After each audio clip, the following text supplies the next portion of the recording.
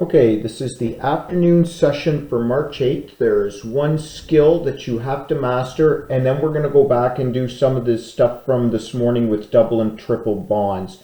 So you had 16 questions from this morning, 16 questions from this afternoon.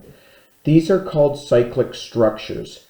There's no beginning and no end to these, so you'll notice that these are the different shapes that you need to know.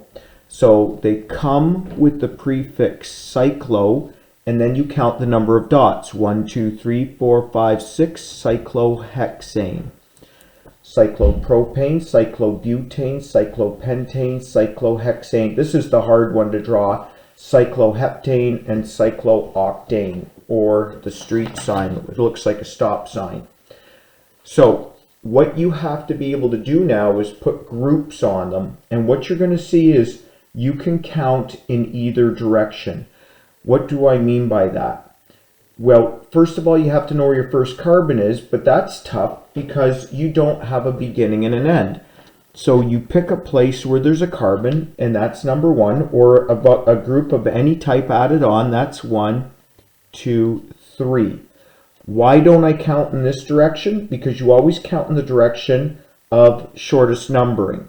So that would be this way. But what if I want to call this 1? You could do that. Then this would be 2 and this would be 3. Always write down your longest group first. Cyclohexane.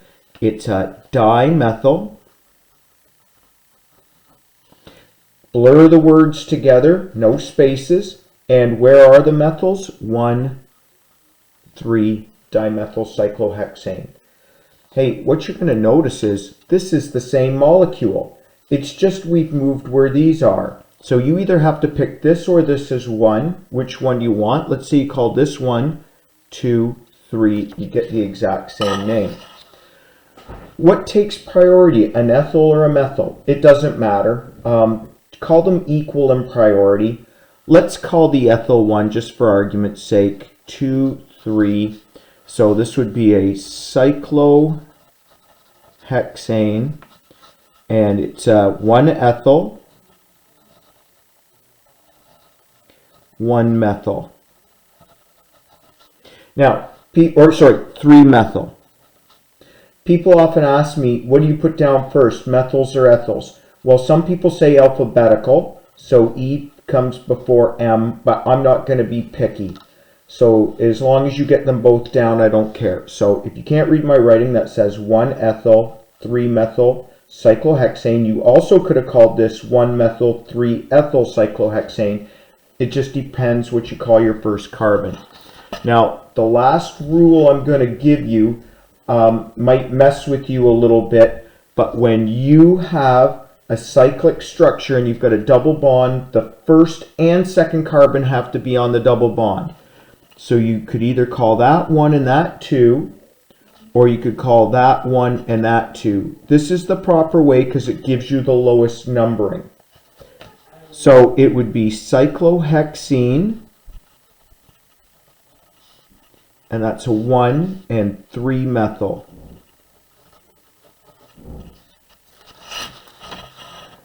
Okay, big decision. Which way do you want to go? You go in the direction that gives you the lowest possible numbering.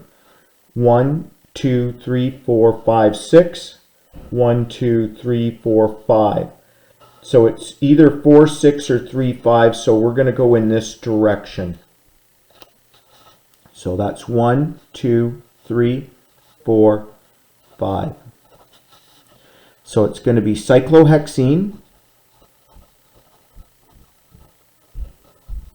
And it's going to be 3, 5, dimethyl, 1 cyclohexene. Notice there's commas in between numbers. We blur words together and dashes anytime we go from words to numbers or numbers to words. Now, from this morning's work, I'm going to show you a couple that you're going to run into that might be tricky. And what we're going to do is we're going to practice placing carbons. Here's a couple structures that you might see today, and where I put dots where the carbons are, in the worksheet they don't. So you have to know the rules. Here's the rules. At the beginning and end of a chain are carbons. Anytime you change a direction is a carbon, and at the beginning and end of a double bond. 1, 2, 3, 4, 5. Let's take a look at this one. What rules do we know so far? At the beginning and end of any chain is a carbon. At the beginning and end of a double or triple bond is a carbon. And there's one more carbon in there. I wonder if you can see it.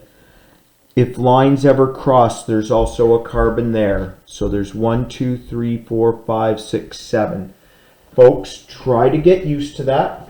You might run into a couple tricky ones today. If you run into one you can't do, remember, take a picture of the ones you can't do. Send me the picture and I will work on those, and I'll make a video for the class for the ones that you're having trouble with.